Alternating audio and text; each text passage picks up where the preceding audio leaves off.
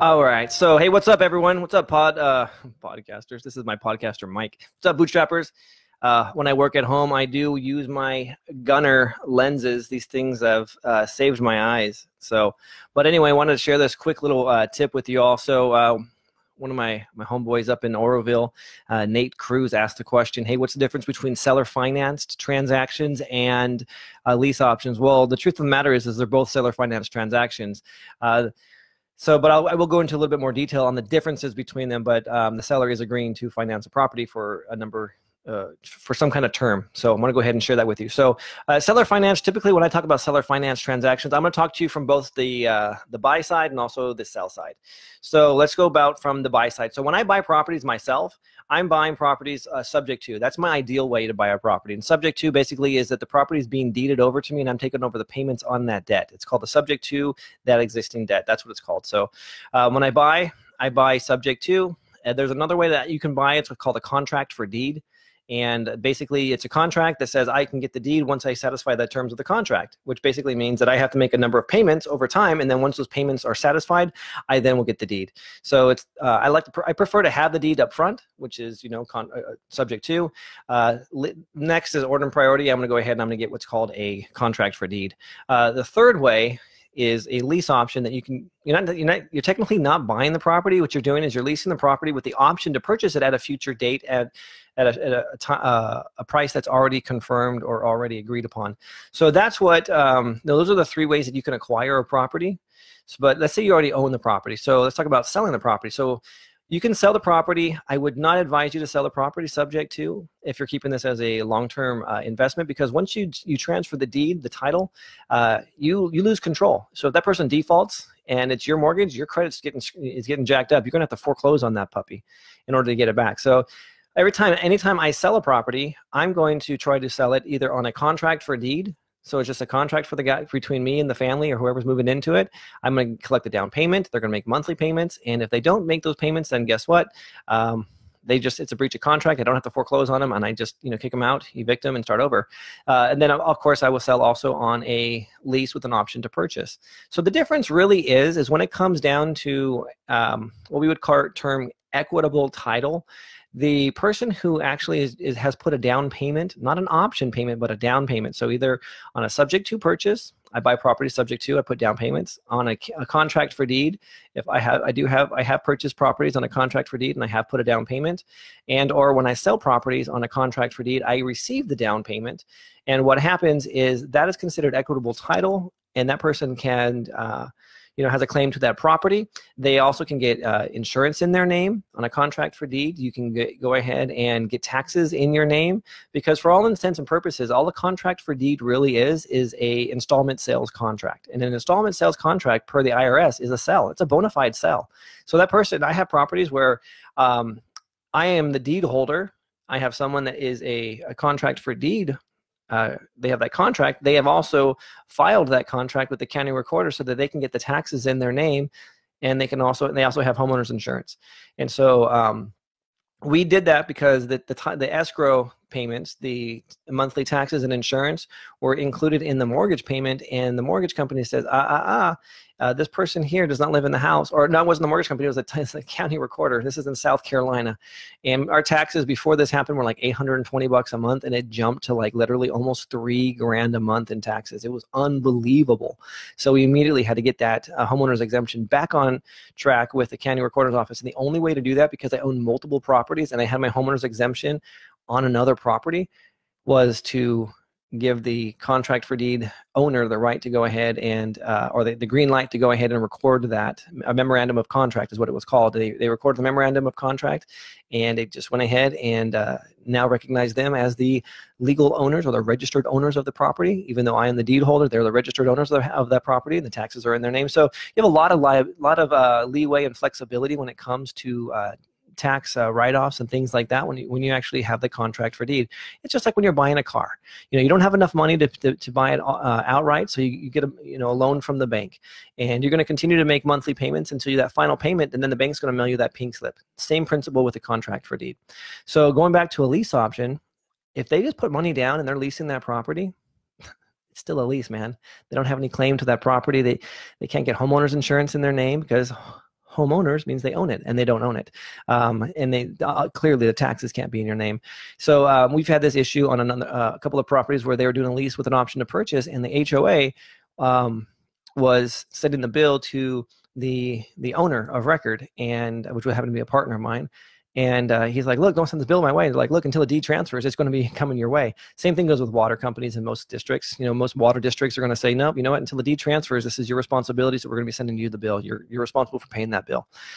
So, you know, those are some of the main differences and the advantages. So, like, you know, pros and cons for me, I prefer always to buy a property subject to. That's the highest and the best way for me to do is just, you know, subject to. I own it. That's it, you know, bottom line. Contract for deed, I still, you know, I'm owning it, but I don't have as much control and leverage when it comes to actually having my name on title. But I've never personally tried to acquire a property on a lease option. It's the weakest way to buy a home. So, you know, it's a disadvantage there. When you're selling it, of course, that's one of the best ways to do it, man, because what happens is the person defaults, you keep the option money, and you just go ahead and roll out and you go with another one. You know, I would say one caveat here when it comes to lease options is I keep the option agreement and the lease itself, I keep them separate. So because if they default, I can kick them out with the lease. I can go ahead and get an eviction and they're gone. But the option, because they did put money down, that option still is in play, but I don't have to have them in the house. So for example, if I signed a 5-year option agreement with somebody and, you know, in year 2, they default on their lease, I need to evict that person. They can still have an option to buy the house for the remaining 3 years. That's okay. But I don't need to have them in the house for 3 years while they're not paying. So that's one of the things that I like to do is keep those things completely separate from each other. But anyway, those are some of the pros and cons. Let me see if there's anyone that has any questions. How do I actually look at questions while I am doing a live stream? Visit the dashboard. I don't even know what that is. If I do that, I'm like afraid. So,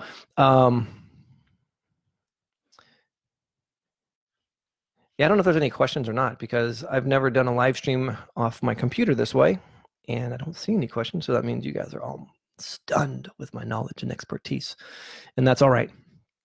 So, yeah, you know what? I just want to talk to you a little bit about seller finance transactions. So technically, a lease option is a seller finance transaction because they've agreed upon the fact that they're going to, you know, finance that property to you at that price. Oh, there are comments. Look at that right there. Bam. Oh. Hey, what's up, Rusty? What's up, Eric? What's up, Gwen? What's up, Bobby? What's up, Denise? What's up, another Eric, Jenna Soto? All right, looking mighty official. That's right, I got this.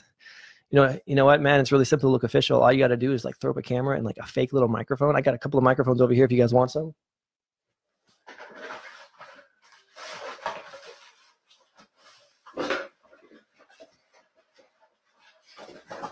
We got room for one more over here if they want to be, you know,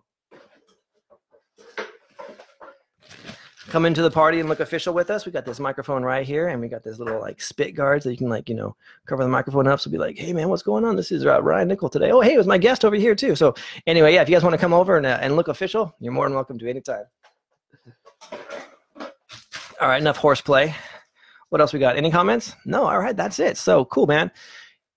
Again, anything else you guys need, just go ahead and post it in this group. That's what I'm here for, is to serve you guys and make sure that you have the information you need going forward.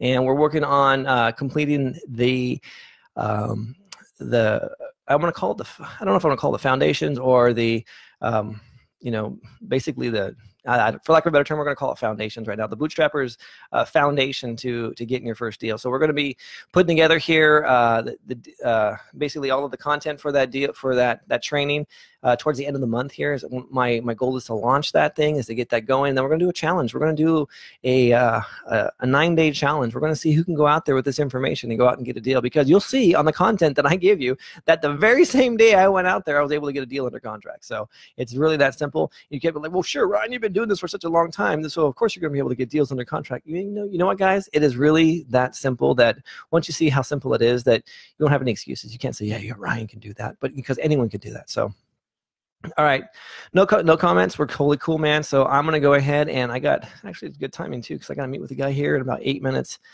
I'm going to be late for that, actually, because I'm supposed to meet him at 2:30, and it's almost 2:30. Got a house up in Oroville that I am renting out to a dude, and it worked out just fine. He was a referral. So poor dude is he just moved to the area and couldn't find a place, so he's been in a motel for like $1,400 a week. I'm sorry, a month, $1,400 a month.